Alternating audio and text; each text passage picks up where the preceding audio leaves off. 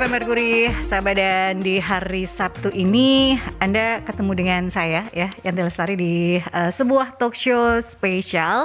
Selama kurang lebih 1 jam kita akan ngobrol santai karena ini di weekend. Jadi kita inginnya adalah memberikan sebuah inspirasi berkaitan dengan buku atau sebuah karya, sahabat, dengan judul Ibu Sang Sutradara. Kalau Anda sudah mengikuti di hari Kamis lalu ya bersama dengan Aldi Susanto, ada sebuah talk show spesial di BK3S. Kita ingin juga kembali berbincang terkait dengan buku tersebut, dan kali ini bisa Anda saksikan kembali karena perbincangan kita akan hadir di YouTube channelnya Merkuri di @radio Merkuri 96. Bisa Anda subscribe terlebih dahulu untuk menyaksikan kembali perbincangan selama kurang lebih 1 jam ini berkaitan dengan sebuah karya Ibu Sang Sutradara. Dan sudah hadir di studio editornya serta yang tidak asing lagi kalau bicara tentang BK3S ya, tapi kita tidak akan berbicara tentang BK3S, tapi ada penasehat dan editor dari buku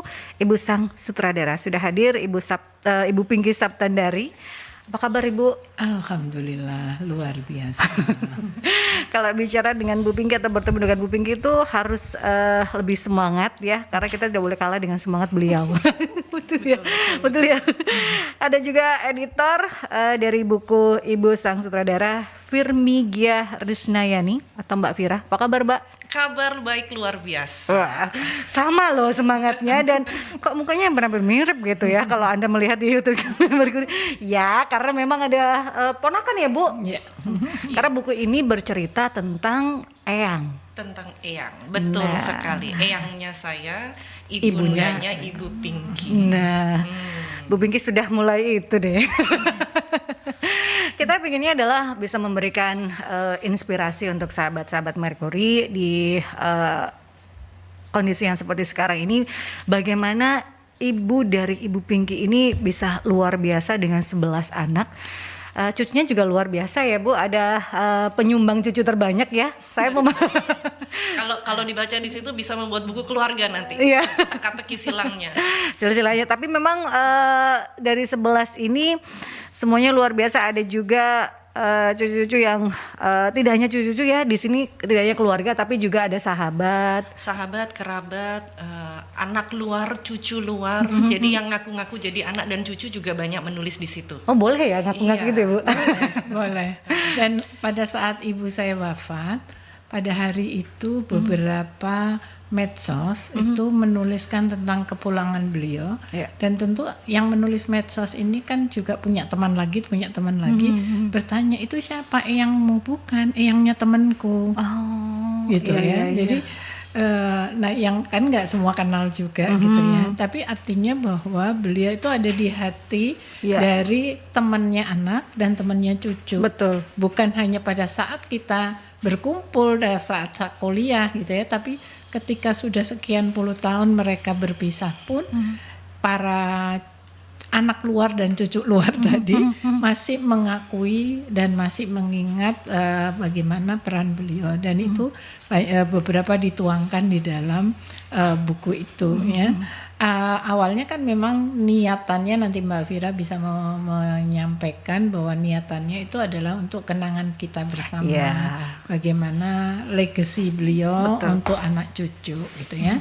Tapi kemudian ketika kita bikin semacam bedah buku secara online, kemudian dibedah beberapa orang termasuk Mbak Sonya dari Harian Kompas ya, itu ternyata responnya luar biasa, dan bahkan Sonya merasa menyesal kenapa kok baru mengenal setelah beliau wafat gitu ya, kenapa kok tidak sebelumnya. Nah beberapa orang yang mengenal beliau termasuk Ibu Profesor Mutia Hatta, lalu kemudian Ibu Linda Gumelar yang mengenal beliau itu juga menuliskan testimoninya tentang beliau itu dengan apa yang mereka tangkap gitu ya, tentu dengan beberapa kali perjumpaan itu. Jadi lalu berpikir lagi Mbak Fira dan saya, nah kalau ini tentu tugas kita kepada anak cucu ya, tetapi kalau wisdom yang sangat baik ini tidak kita sharekan kepada Tidak ditularkan untuk yang tidak, lain. kan sayang gitu loh. Di era digital di mana kita semua itu terpapar pada HP semua. Betul. Begitu bangun yang dicari HP ya, bukan suami, bukan anak gitu kan gitu ya. Lalu setelah itu baru melakukan yang lainnya.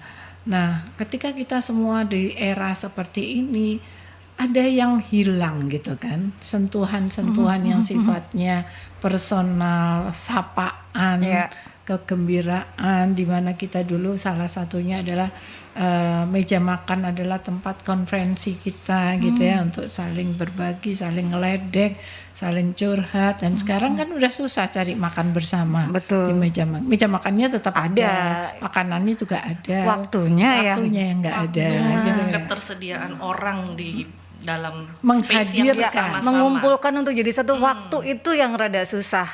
Mungkin makanannya kita tetap makan siang, malam, pagi sarapan gitu. Tapi kan kalau ada, kesibukan. kalau nggak GoFood. Nah,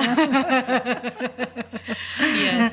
jadi nilai-nilai itulah yang ingin di-sharekan, bahwa di era seperti sekarang ini ada loh nilai-nilai yang membuat keutuhan Betul. kerekatan dari keluarga itu yang bisa akhirnya tidak hanya untuk keluarga, tapi diingat kenangannya oleh orang-orang yang terdekat dari keluarga tersebut gitu ya. Iya.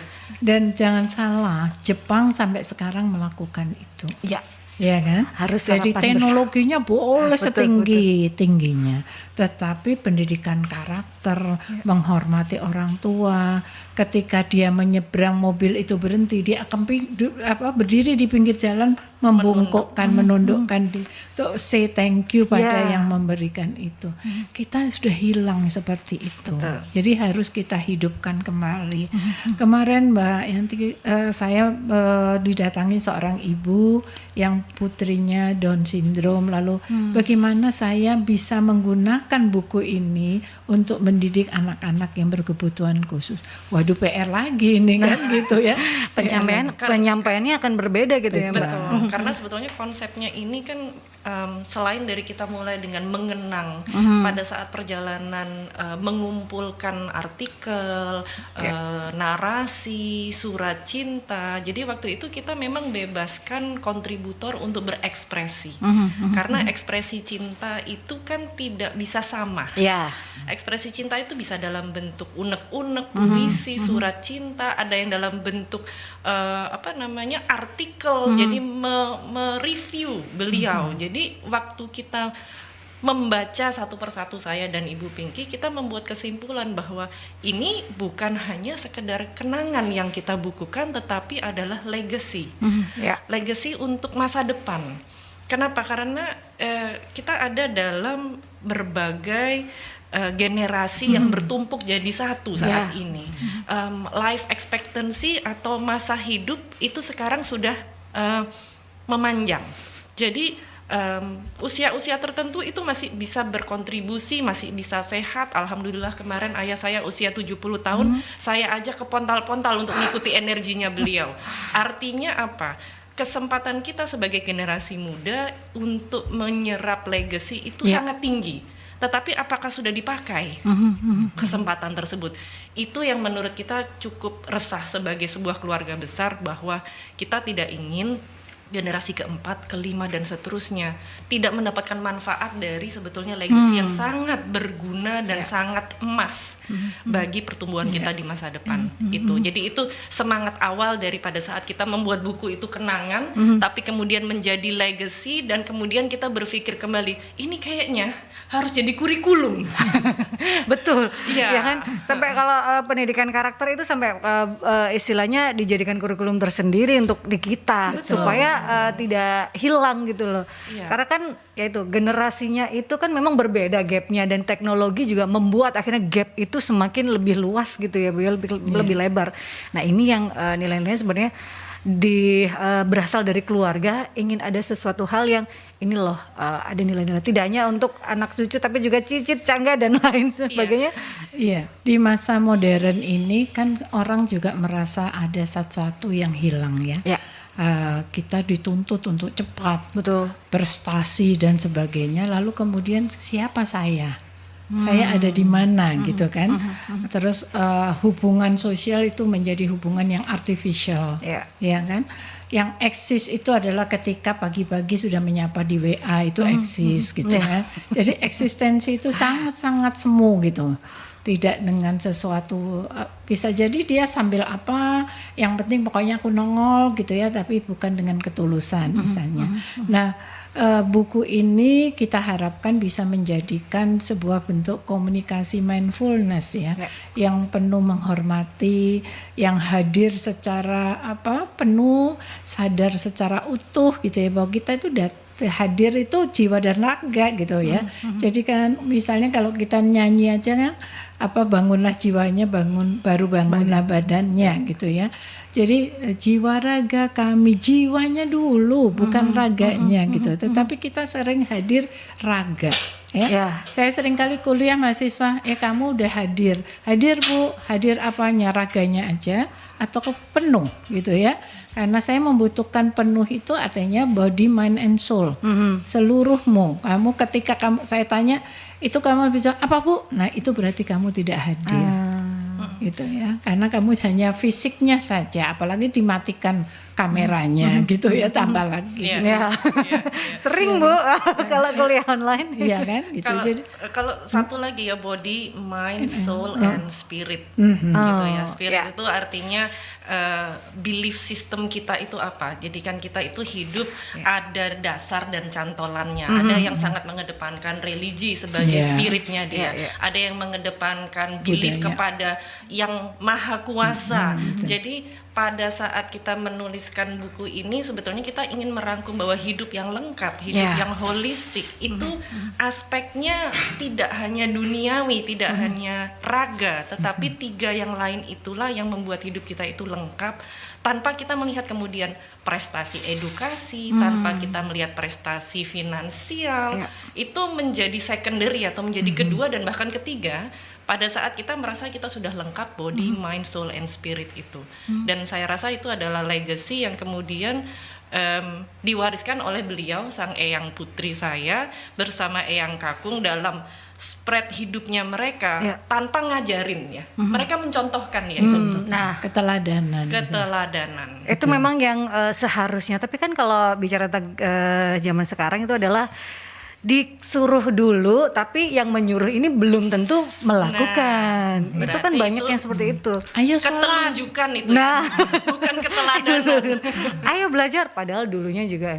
Ayo nggak usah main handphone, tapi yang nyuruh pegang handphone. Ayo sholat, yang nyuruh nonton sinetron. Gitu ya. Jadi betul keteladanan, dan itu dilakukan dengan cara-cara sederhana, sambil makan bersama tadi, sambil nonton TV, sambil karena ibu saya dulu catering, kita preparing piringnya, sendok, garpu itu dilakukan bersama-sama sambil ngitung, dan itu semua ada message-nya, ada value yang dia sampaikan dengan cara yang sangat sederhana. Ya, saya pulang kuliah atau pulang sekolah itu membantu beliau dimanapun sedang bertugas catering, dan beliau selalu hadir sendiri. Untuk apa? Untuk menyapa tamu, menyapa ownernya yang menyelenggarakan, dan itu pasti untuk mereka juga jadi semacam beda ya, kita pesan makanan terus dikirim ke petugas saja gitu ya, yang kebanyakan seperti itu. Tapi ini enggak, beliau mendampingi apa yang kurang, lalu mendapatkan minta masukan begitu ya. Dan beliau hadir di zaman orang belum ada yang catering di Surabaya ya, ketika ada presiden, menteri datang selalu yang dipanggil ibu saya. Bahkan sampai di pinggir jalan peresmian jembatan di Tulungagung dan sebagainya itu. Jadi ibu saya begitu berperan dalam ekonomi ya, tetapi melakukannya itu dengan mengembangkan value-nya gitu ya. Jadi kita terlibat bukan hanya secara fisikal, tapi ya semua tadi dari body, mind, soul, and spiritualnya itu masuk semua, spiritnya masuk, sehingga melakukan dengan senang hati Ya. gitu ya. Saya bawa buku sambil nunggu di sela-sela, nanti kalau tamu sudah selesai baru kita ringkes-ringkes pulang. Karena mobil nggak cukup harus sewa bemo, nggak masalah gitu ya, dinikmati aja gitu ya. Dinikmati. Mengajarkan segala sesuatunya bahwa hidup nggak enak aja, tapi ada sesuatu rintangan yang sebenarnya ini rintangan, tapi Dijalanin apa dijalaninya adanya. betul.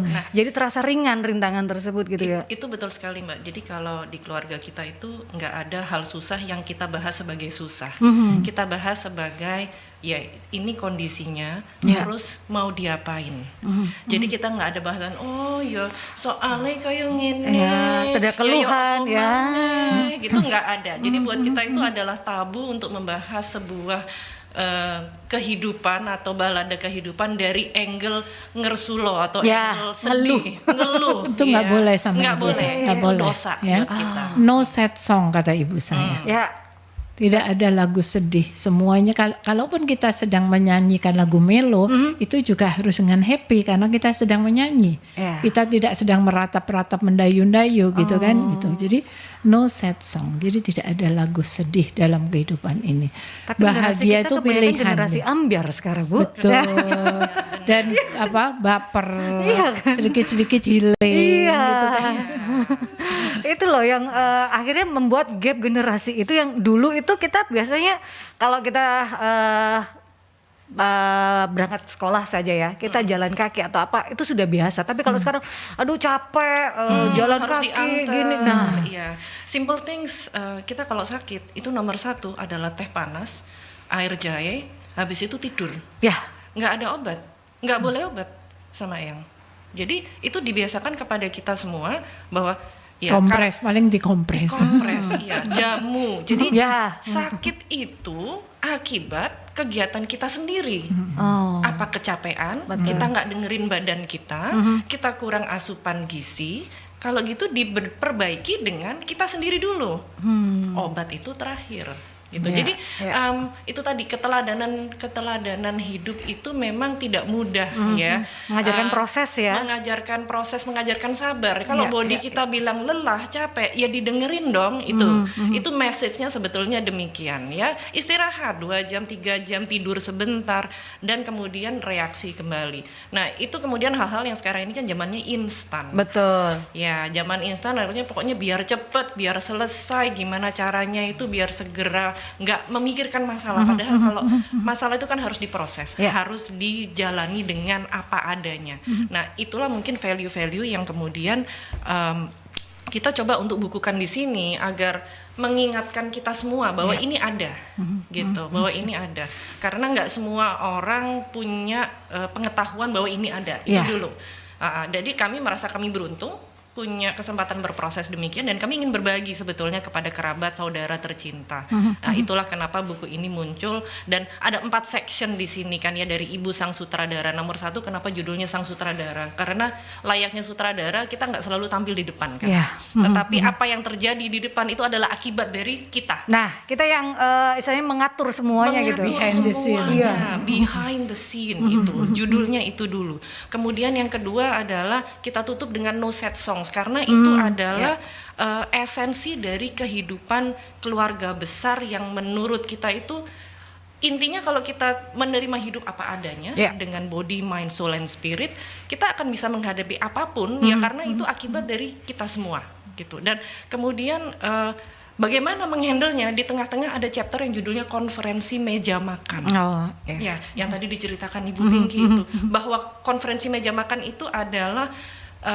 translation atau terjemahan dari komunikasi keluarga. Tapi kita maknakan dalam meja makan. Kenapa? Karena di meja makanlah kita berkumpul, bertemu, bergosip bersama keluarga, ya gosip yang baik ya, menceritakan hal-hal prestasi atau membantu sesama. Itu di meja makan. Sehingga apa? Masalah itu nggak jadi masalah, karena masalah akan jadi topik bersama seperti itu. Emosi redam dengan makanan gitu ya Bu ya. Oh, banget. Begitu pegang piring nasi sama sambal selesai masalah. Dan Jadi kita bukan, bisa curhat apapun bukan gitu. apa makanannya. Ya. Ya, tempe, penyet, dadar yang dimasak secara langsung kita tungguin. Waktu itu istilahnya belum ada teflon ya, wajan buntut gitu, wajan yang ada pegangannya gitu kan gitu ya. Dan kita tungguin jadi kemudian diangkat ke meja, terus nasi mengepul sambal kecap, itu udah nikmatnya luar biasa. Dan di situ momen-momen kebersamaan itu yang nggak bisa dibeli atau ditukar dengan yang sekarang ketika sama-sama makan di restoran, masing-masing masih tetap pegang HP, lalu ketika ditanya kamu mau pesan apa anak, kan aku tadi sudah WA mama pesanannya, lalu ngapain juga pergi bersama gitu ya. Jadi kebersamaan itu jadi hilang.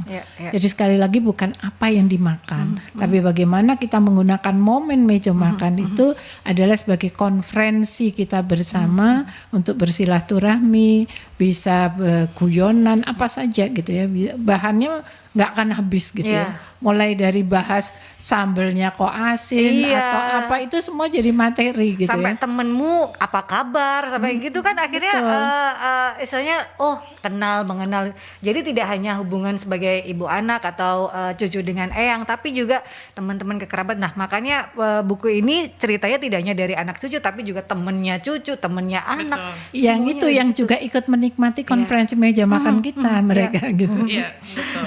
Dan jadi satu hal yang memang kita perlu garis bawahi di sini adalah makna keluarga itu tidak sempit ya. Makna keluarga itu adalah inklusif. Siapapun yang punya ikatan hati dan ikatan batin yang kita ciptakan karena waktu. Dan di sini sebetulnya kalau kita beruntung bisa menikmati proses itu, kita nggak perlu sekolah yang namanya sekolah kepribadian, sekolah untuk networking. Zaman sekarang bayarnya jujur ya. Saya kemarin bukan bercanda ya, sebetulnya lebih kepada satu mimpi ya. Kalau ada sekolah-sekolah kepribadian seperti John Robert Powers dan lain-lain, kenapa tidak ada The Sundari Powers gitu ya, nama ibuku gitu.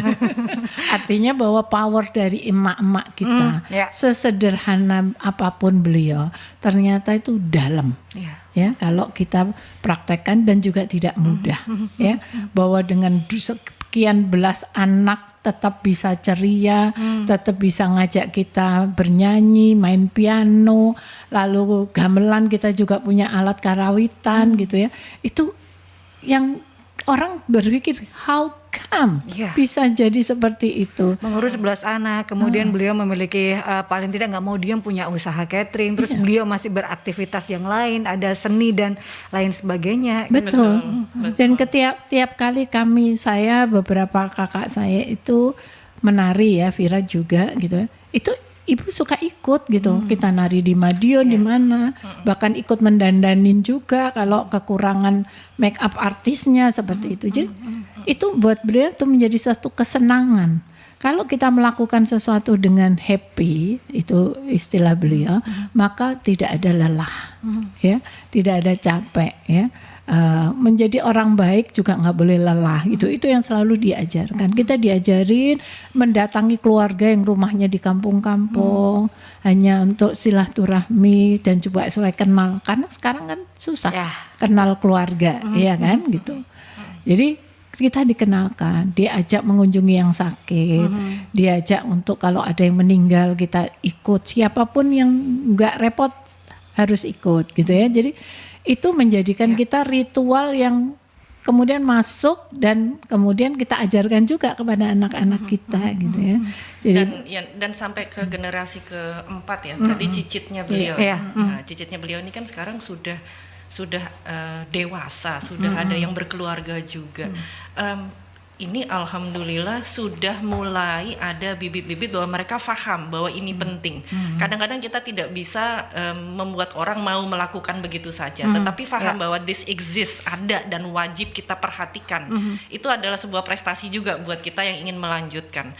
Salah satu cicit beliau juga ikut menulis di buku ini dan bisa memaknakan apa sih sebetulnya ajaran Eyang Youth ini buat saya di masa depan. Dan itu sebetulnya adalah prestasi. Jadi kalau mungkin bagi para pendengar Mercury di sini, waduh kok kayaknya susah ya, angel, saya kan bukan manusia sempurna. Eyang Putri, Eyang Kakung nggak ada yang sempurna. Betul. Mereka punya kelebihan dan kekurangannya masing-masing. Tetapi satu hal yang mereka berikan teladan pada kami adalah mereka mengakui bahwa mereka tidak sempurna. Nah, itu adalah hal yang paling susah. Ya, pada saat beliau-beliau mengakui bahwa mereka tidak sempurna, kita itu jadi merasa, oh ya, it's okay to be tidak sempurna. Asal kita mau belajar. Nah, itu kemudian menjadi bahan bahasan secara alami gitu. Dan bahkan di keluarga besar kita ada yang S1, S2, S3, ada yang lulus SMA, ada yang jadi pengusaha, ada yang buka warung, ada yang nggak punya pekerjaan sampai sekarang. Kita inklusif, jadi kita nggak ngelihat itu sebagai hal yang perlu dibahas, gitu. Karena intinya adalah apa? Sebagai manusia kita lengkap di body, mind, soul, and spirit. Udah itu dulu. Dan kemudian yang eksternal itu jadinya nggak terlalu prominent untuk dijadikan bahan pembanding apakah kita sukses atau tidak dalam hidup. Mungkin itu ya. Jadi tidak mengejudge orang terdekat itu kadang yang membuat belum orang terdekat kita merasa, aduh keluarga saya gini semua. Nah itu yang tidak ada nilai-nilai itu yang tidak ada di keluarga dari Bu Sundari gitu ya. Jadi itu yang membuat akhirnya anak-anak bisa tumbuh dengan baik itu tidak hanya fisik tapi juga menjadi dirinya sendiri. Menjadi dirinya sendiri dan bangga menjadi dirinya sendiri, ya kan. Jadi berhak untuk memilih idolanya masing-masing karena Eyang Sundari juga educational, punya beliau juga 4 bahasa betul. yang bisa beliau bicara, kemudian punya networking yang sangat luas, tapi nggak pernah dibahas sebagai prestasi. Itu apa adanya, gitu. Ya, menarik ya sahabat, tapi perbincangan akan kita jeda terlebih dahulu. Karena perbincangan Ibu sang sutradara ini akan berlangsung hingga pukul 11 siang, jadi tetap stay tune di 96 FM Mercury di perbincangan spesial di weekend kali ini sahabat. Bersama dengan editor Mbak Firmigia Risnaini Tekawira dan juga Ibu Pinky Saptandari yang merupakan putri dan juga cucu dari Raden Ayu Siti Sundari Jono Supotro yang kita bahas bukunya supaya bisa memberikan inspirasi untuk para orang tua ataupun untuk generasi sekarang ini bagaimana kita bisa memiliki karakter yang luar biasa di era seperti sekarang ini. Tetap stay tune di 96 FM Mercury.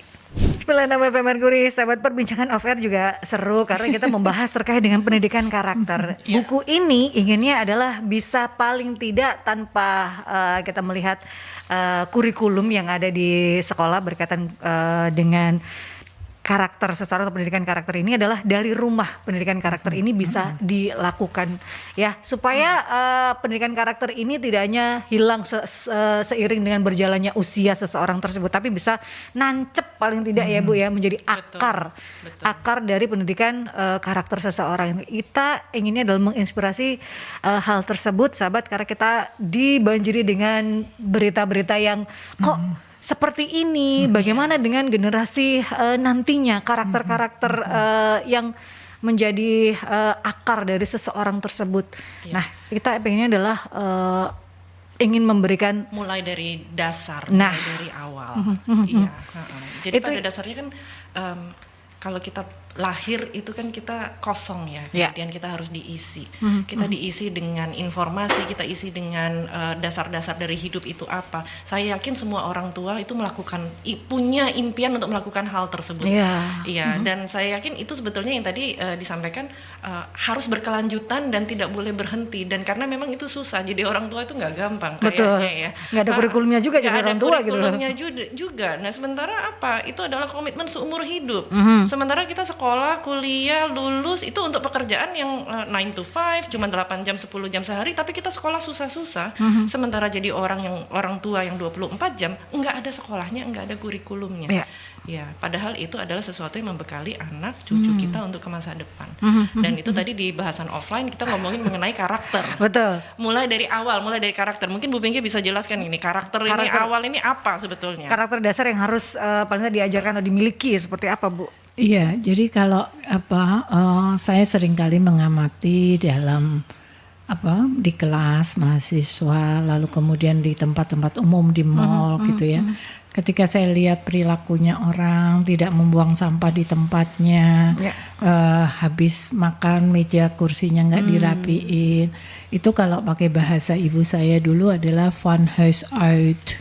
uit katanya orang Belanda. Jadi semua itu dari sononya, dari rumah. Oh. Betul. Jadi Hal simple ya Bu, Simpel, merapatnya. iya, simpel. Itu dan semua itu dari sana, dari rumah gitu ya. Jadi kita peduli itu juga dari rumah. ya.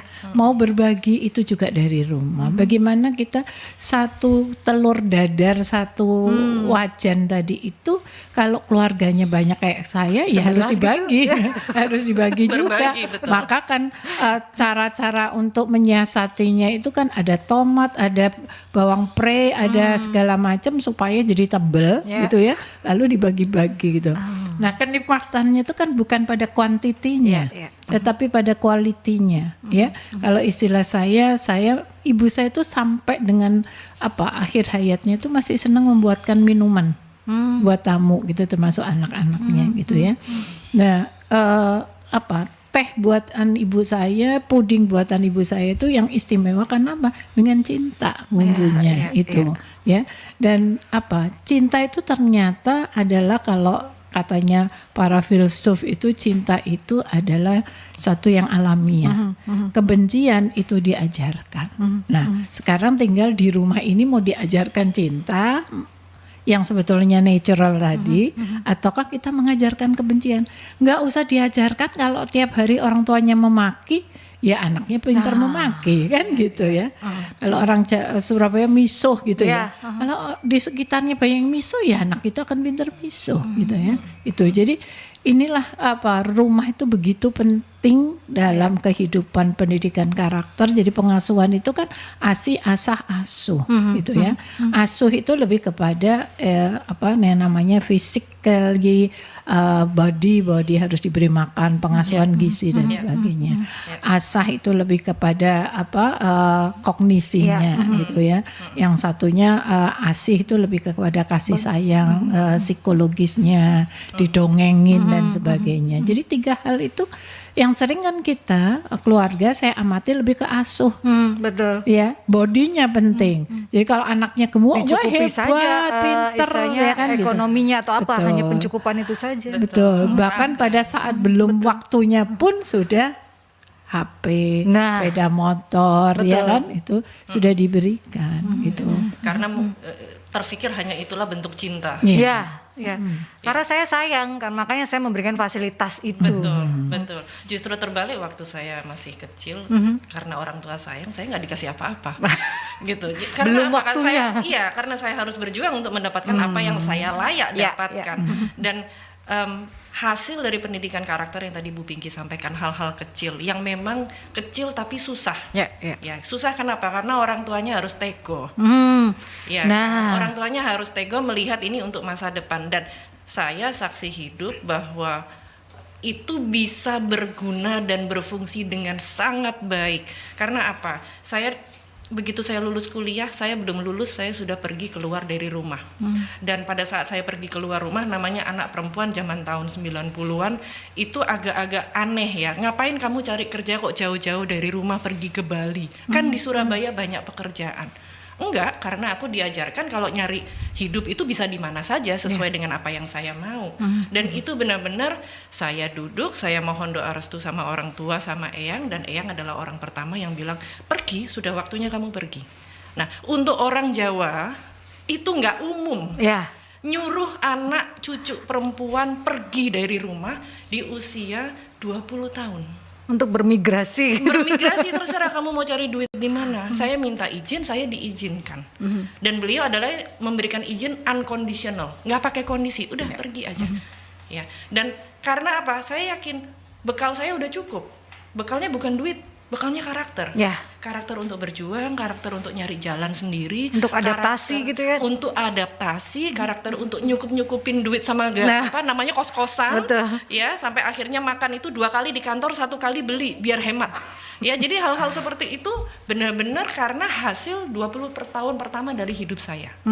Gitu. Jadi mungkin bagi para pendengar dan orang tua di luar sana, memang 20 tahun pertama itu adalah tahun dimana mesti tego, mesti tega. Kemarin kan ada pertanyaan ya Mbak Vira tentang bagaimana mengatasi anak yang bertengkar. Ya biarin bertengkar selama nggak membahayakan. Kan Selama nggak sama-sama pegang pisau gitu ya, Bu, ya. bertengkar itu adalah bagian dari kemudian membentuk harmoni. Ya.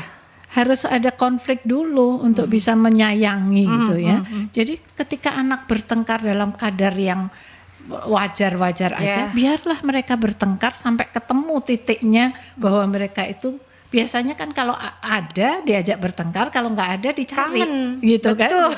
Kangen ya kan? Gitu. Ya. Ya, jadi biarlah mereka fight untuk mendapatkan sesuatu keharmonisan. Lalu kemudian mereka belajar untuk bagaimana menahan ego dan sebagainya. Saya tidak pernah melarang anak saya bermain pisau.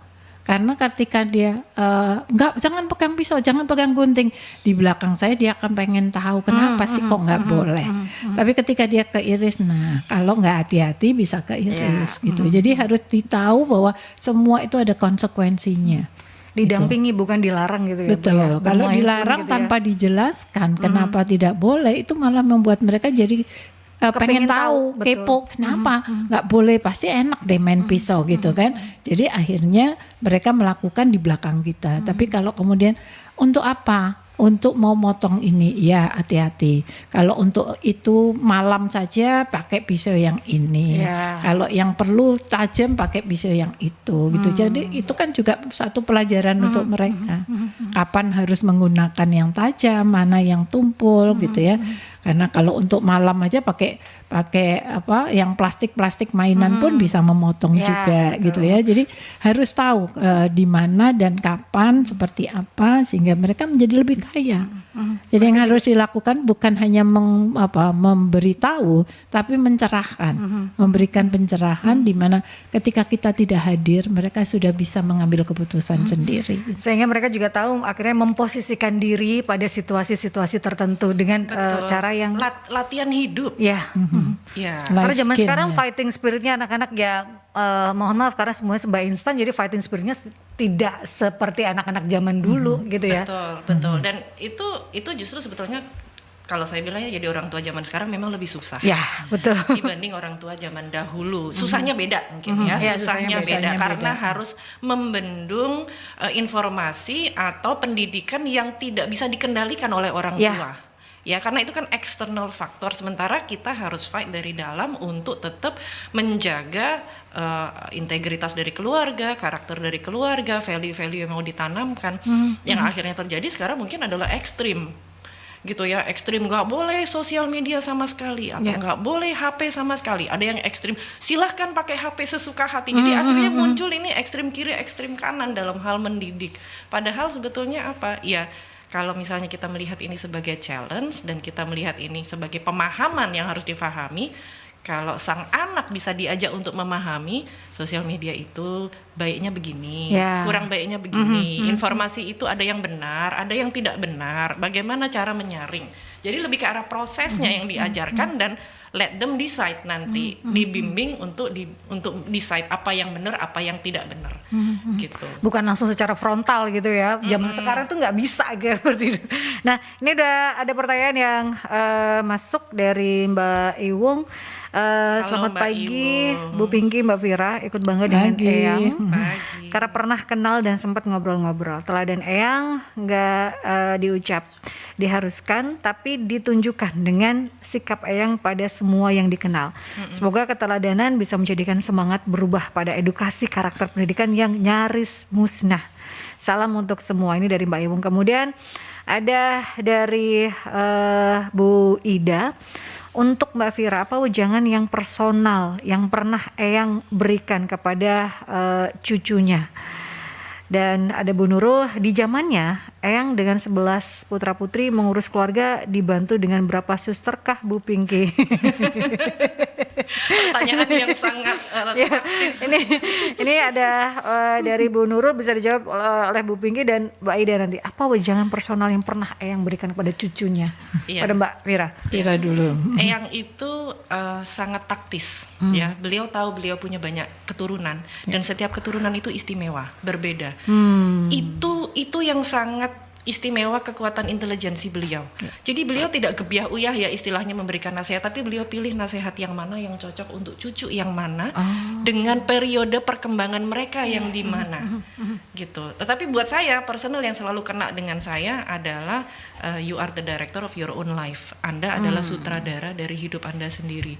To be or not to be, it's all up to you. Jadi itu membuat saya selalu kemudian tidak pernah melihat keluar pada saat ada hal yang baik atau hal yang tidak baik terjadi pada kehidupan span saya. Karena apa? Nggak menyalahkan orang Nggak lain. menyalahkan orang lain, tetapi pada saat ada kejadian yang baik, saya juga bisa bilang, oh itu karena saya punya andil, karena saya punya pilihan. Jadi apapun pilihan yang saya lakukan selalu saya own atau memiliki itu keputusan itu. Jadi saya nggak akan bilang, oh abisnya sih karena kemarin aku nggak disekolahin ke sini gitu ya. Itu nggak pernah ada di otak saya, karena itu beliau selalu ingetin, dan itu repetitif, diulang-ulang setiap ketemu. Itu adalah ending, cium pipi kiri, pipi kanan, kemudian dibisikin, I'm proud of you because you are the director of your own life. Anda adalah sutradara hidup Anda sendiri. Nah, ini pricing orang tua kepada anak ini yang harusnya memang dibutuhkan loh sebenarnya, itu seperti penyejuk kan ya. Berarti saya sudah melakukan yang terbaik untuk hidup saya. Betul. Itu kan, Dan kalaupun kita belum melakukan yang terbaik, jadinya apa kalau dengar itu? Termotivasi dong untuk menjadi lebih dari yang sudah saya lakukan sekarang. Dan itu tidak hanya secara pada saat bertemu. Beliau adalah penulis handal. Beliau selalu menulis surat cinta kepada setiap anak, cucu, kerabat, dengan bungkusan syal, dengan bungkusan kado, dan dalam tulisan itu tertuang kangennya beliau, ceritanya beliau, guyonannya, dan yang terakhir selalu message. I am proud of you, you are the director of your own life, to be or not to be, it's all up to you. Nah, itu pesan sponsornya beliau. Jadi brandingnya kuat banget. Jadi kalau zaman sekarang itu namanya branding. Beliau branding dengan message-message yang benar-benar personalized kepada setiap anak, cucu, dan kerabatnya masing-masing. Itu beda. Nah, itu beda yang diingat sampai dengan sekarang, dan legacy itu yang ingin diturunkan juga oleh Mbak Fira kepada mungkin generasi berikutnya seperti itu ya. Dan masyarakat yang lain, bahwa seperti ini loh eyang saya memberikan karakter yang kuat pada diri saya gitu ya. Iya, betul. Nah, Bu Pinky ini menjawab pertanyaan dari tadi Bu itu. Nurul. Nah, Bu Nurul, di zamannya eyang dengan 11 orang putra-putri mengurus keluarga dibantu berapa suster, Bu? Iya. Kalau zaman sekarang berapa suster gitu?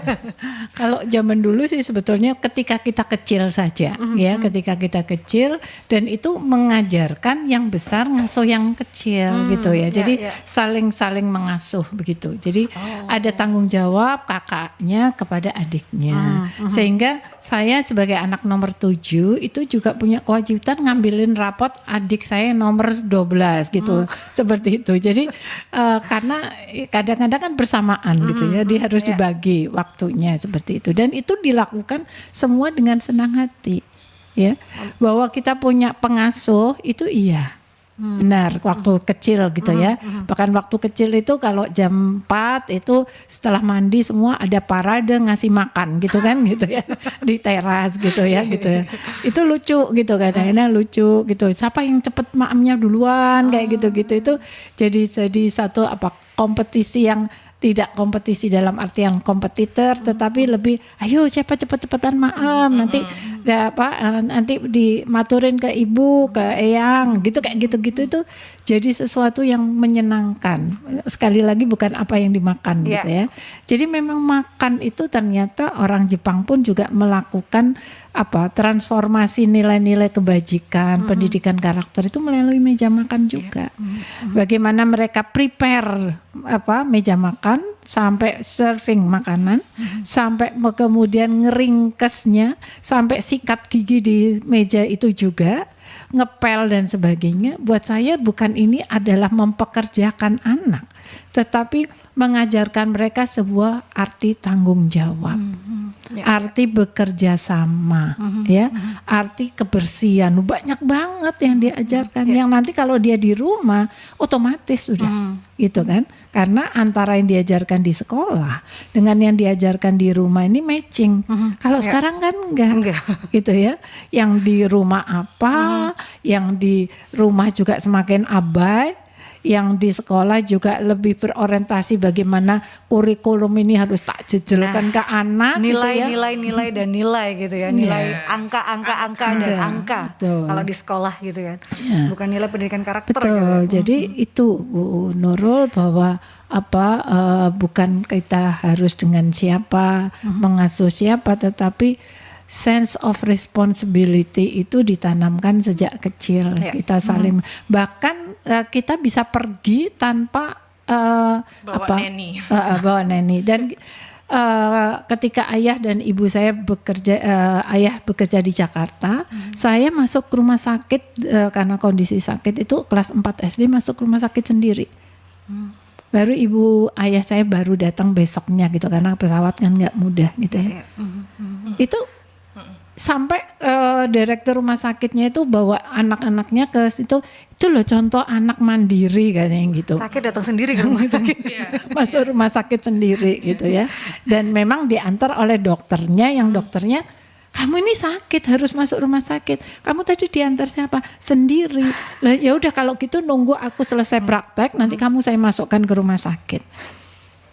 Seperti itu. Jadi itu kan nggak mungkin kalau tidak ada proses yang menjadikan kemandirian itu ada, otonomi terhadap tubuh itu ada, gitu ya, bahwa ini aku kok merasa nggak enak, aku Saya kok harus nggak ini, enak. Apa yang harus saya lakukan, kemana, ngapain diri. gitu. Itu yang pendidikan yang istilahnya harus berani, harus tahu apa yang harus dilakukan. Nah ini pertanyaan juga dari Bu Ida. Ingatan apa yang masih melekat pada Ibu Pinky ketika putra putri Eyang Sundari mulai mengenalkan calonnya? Apa yang Eyang lakukan ketika ada sesuatu yang tidak sreg dengan calon, baik itu dari anak maupun dari cucu beliau? Nah dari Bu Ida nih. Iya, sebetulnya ibu saya ini orang cerdas ya. Jadi juga punya sixth sense gitu jadinya insting, gitu ya. Instingnya itu sangat kuat banget gitu ya. Dan pasti kita bisa mendengarkan komentar beliau ya. Positif negatif itu akan muncul gitu loh dari beliau itu. Jadi itu yang sebetulnya kalau kita wise sebetulnya sudah ada Bisa kata-kata translasi sendiri. begitu. Karena dalam beberapa kasus di keluarga gitu ya, misalnya ada yang ibu saya tuh nggak cerak gitu ya, ada yang ganjel gitu ya. bahasa tubuhnya kan juga lain gitu kan gitu ya, dan itu ternyata menjadi kenyataan, terbukti gitu ya, seperti itu. Tapi ya kadang-kadang kan antara kehendak orang tua dan kemauan anak ini nggak selalu sejalan, dan memang kayaknya ya sudah garisnya seperti itu. Karena kan gitu. beliau mengatakan kamu adalah sutradara di hidupmu. Jadi oleh karena itu beliau tidak pernah frontal melarang ya, menunjukkan approval dan menunjukkan disapproval dalam cara yang sangat elegan. Ya, dan kadang-kadang lucu, kadang-kadang dengan komen-komen kecil bisik-bisik, kok kayak orang tahu waktu sih. Komen gitu aja.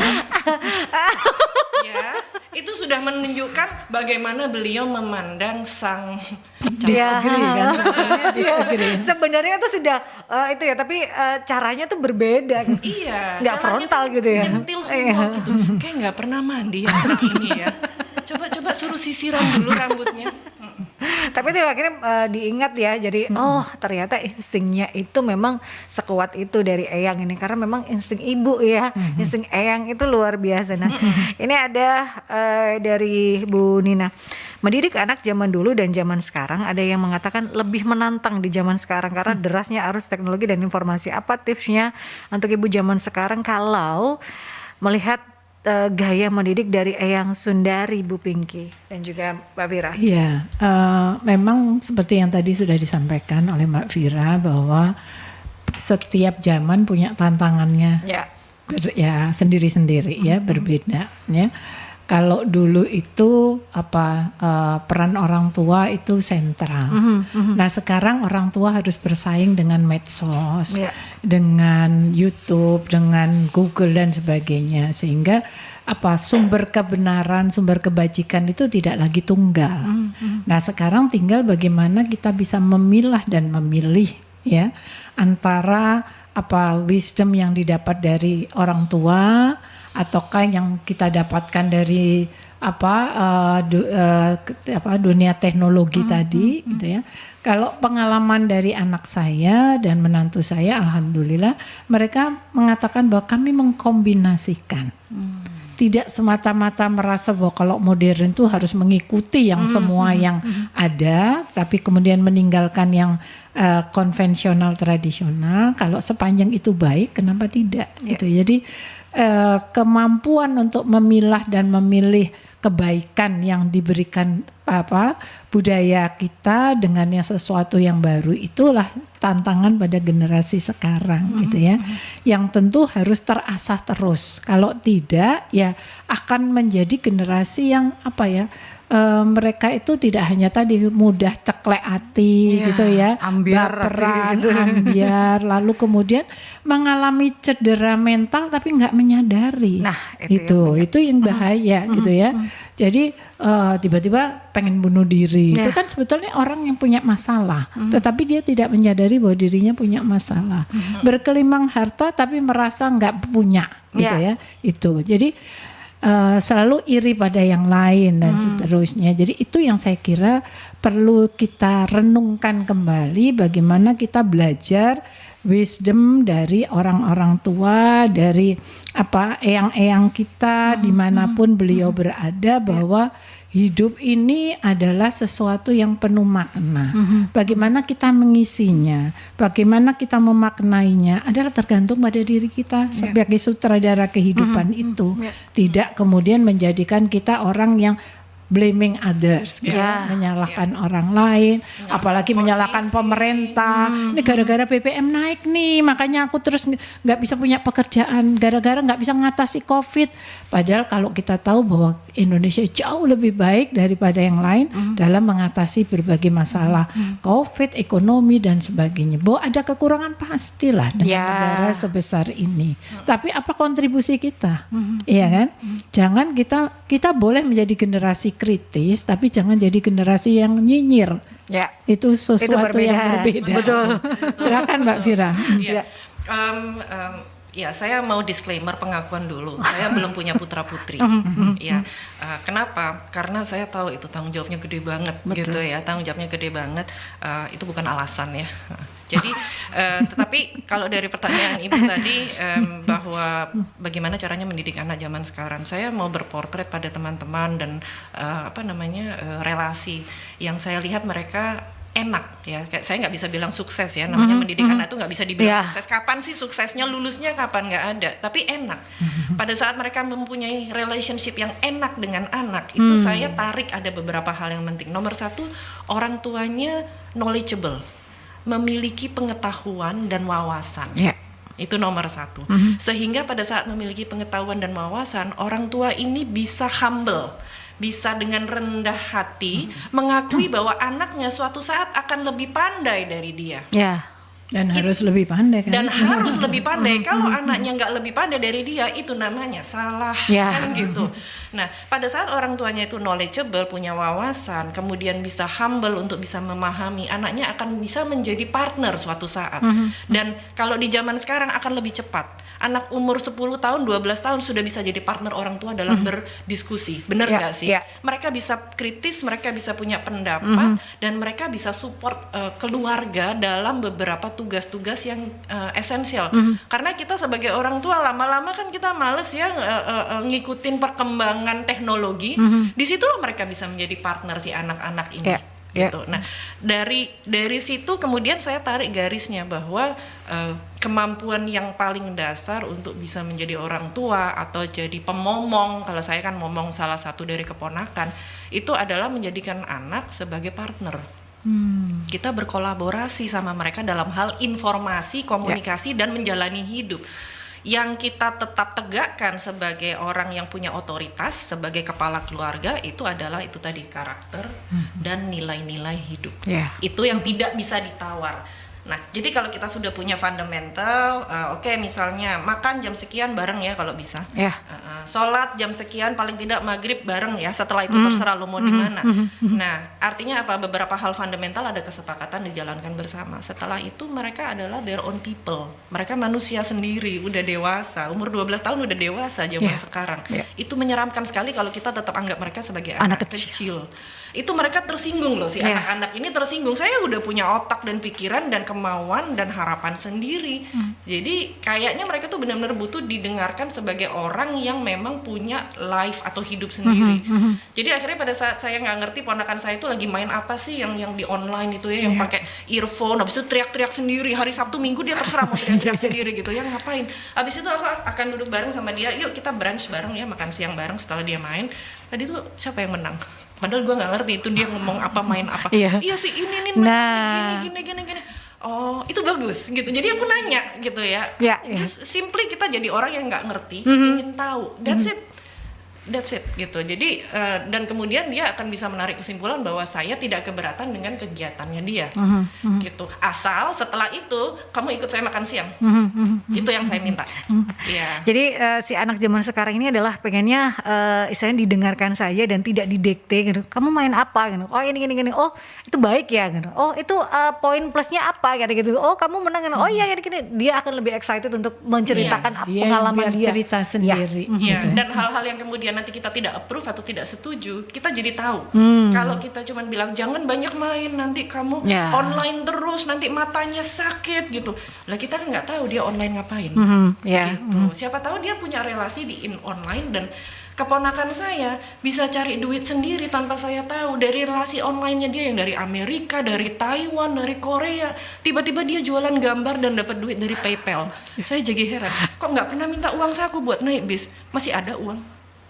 Jadi hal seperti itu yang kita harus appreciate gitu ya. Mereka punya proses hidup yang beda dengan kita. Iya. Itu. Zamannya berbeda gitu ya. Tapi memang yang terpenting adalah nilai-nilai yang harus ditanamkan, nilai-nilai kehidupan supaya anak-anak ini memiliki karakter yang kuat di zaman sekarang ini. Nah, sebelum kita ke closing statement ya, karena waktu 1 jam tidak terasa Bu Pinky, tapi kita akan ke jeda iklan terlebih dahulu. Kayaknya harus 7 hari 7 malam. Oh ya. Boleh, kayak wayangan ya Bu. Tetap stay tune di 96 FM Mercury.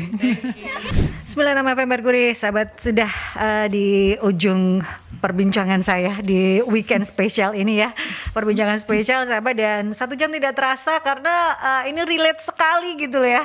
Kita membutuhkan untuk kita bisa paling tidak berperan untuk menciptakan generasi-generasi yang luar biasa ke depannya. Bukan generasi-generasi yang menye-menye, bukan generasi-generasi yang ambiar-ambiaran, tapi generasi yang memiliki karakter kuat untuk hidupnya ke depan. Supaya kita tidak mendengar hal-hal yang akhir-akhir ini kita dengar ya Bu Pinky ya. Betul. Nah, terakhir closing statement berkaitan dengan buku Ibu Sang Sutradara atau nilai-nilai dari buku luar biasa ini, sesuai dengan nama dari Raden Ayu Siti Sundari Jono Suputro ini yang luar biasa ya sahabat. Apa yang beliau berikan ini paling tidak bisa menginspirasi untuk yang lainnya, dan ini merupakan legasi yang ingin diteruskan oleh generasi dari Jono Suputro ini. Silakan Bu Pinky terlebih dahulu. Terima kasih Mbak Yanti, para pendengar Mercury 96 FM. Apa yang kita perbincangkan hari ini adalah sekelumit dari satu upaya untuk memberikan mentransformasikan wisdom yang merupakan legacy berharga lebih dari harta benda ya. Saatnya ajaran kebajikan dari ibu-ibu kita, bukan hanya ibu saya ya, dapat ditransformasikan pada generasi penerus agar mereka tetap menjadi generasi yang mindful, hadir secara utuh dan sadar secara penuh, kuat lahir dan batin di era digital ini. Saya kira dengan cara seperti ini yang dilakukan dalam keluarga, dalam pertemuan-pertemuan komunitas, apakah komunitas Gowes, komunitas apapun, mari kita selalu mengajarkan untuk mindfulness ini, saling menghormati, saling menghargai satu sama lain walaupun berbeda apapun gitu. Itu saya kira yang bisa saya tangkap dari buku ini, yang mudah-mudahan dan berharap sangat agar bisa menginspirasi semua pendengar dimanapun berada dalam usia apapun ya. Semoga ini menjadi kemanfaatan dan juga keberkahan buat kita semua. Terima kasih. Nah, Mbak Vira. Saya ingin mewakili generasi, saya Gen X ya, borderline milenial, di mana kita semua adalah orang tua bagi anak, cucu, bagi anak dan keponakan kita. Ya, jadi buku ini saya dengan sukacita mengerjakan dalam waktu 2 bulan saja, mengumpulkan 37 komentar artikel, karena semangat saya adalah bila mana kita bisa menjadi manusia yang seutuhnya itu adalah pada saat kita berguna buat orang lain. Dan berguna buat orang lain itu kita mulai dari lingkungan yang terkecil dulu. Jadi mungkin ini adalah sebuah bentuk pesan untuk kita berkaca pada diri sendiri sebagai orang tua, sebagai ibu, sebagai ayah. Saya juga ingin appreciate ayah-ayah di luar sana. Anda adalah peran yang sangat-sangat luar biasa penting dalam kehidupan. Jadi sebetulnya itu adalah label utama yang harus di manage. Saya ingin mengambil pendekatan profesional, karena manajemen keluarga itu adalah manajemen yang paling menantang, yang sebetulnya harus mendapatkan porsi yang terbesar dalam kehidupan kita, karena efeknya akan berkelanjutan dan sustainable, dan tidak bisa kita anggap sebagai sesuatu yang given atau diterima apa adanya. Harus diusahakan, harus di manage, harus diperjuangkan. Dan salah satu bentuk perjuangan kita adalah dengan memastikan bahwa kita memiliki karakter sebagai dasar pendidikan dari keluarga kita dulu, dan kita tidak lelah, tidak lupa untuk melanjutkan karakter itu dalam bentuk promosi-promosi yang kita sampaikan kepada anak, keponakan, dan keluarga kita. Ya, itu sahabat ya, bahwa yang juga menjadi underline yang saya tangkap adalah akar kuat karakter seseorang itu berasal dari keluarga, terutama itu yang menjadi dasar, menjadi utama. Jadi pendidikan karakter di sekolah, kurikulum dan lain sebagainya itu usaha, tapi yang jelas semuanya itu berakar atau berasal dari keluarga. Nilai-nilai dasar itulah, nilai-nilai dasar kehidupan yang dibutuhkan untuk anak-anak zaman sekarang ini. Dan terima kasih untuk Ibu Pinky Saptandari, Mbak Vira, terkait dengan sebuah buku yang tentunya inginnya menginspirasi supaya kita bisa sekali lagi membentuk karakter dari generasi muda yang lebih baik lagi di era zaman sekarang ini. Dan ini merupakan buku kumpulan cerita, kenangan, dan kisah dari seorang yang luar biasa, Raden Ayu Siti Sundari Jono Suputro. Sesuai dengan namanya, beliau merupakan Raden Ayu yang sangat ayu, baik itu penampilan maupun juga karakter beliau ini ya. Sekali lagi terima kasih Bu Pinky, Mbak Vira sudah hadir di studio dan juga memberikan inspirasi kita. 1 jam itu pendek sekali waktunya. Sukses, sehat terus Bu Pinky, Mbak Vira, dan juga sahabat, Anda bisa menyaksikan kembali perbincangan terkait dengan Ibu Sang Sutradara ini di YouTube channelnya Mercury, di Radio Mercury 96. Saya Andra Lestari. Assalamualaikum warahmatullahi wabarakatuh.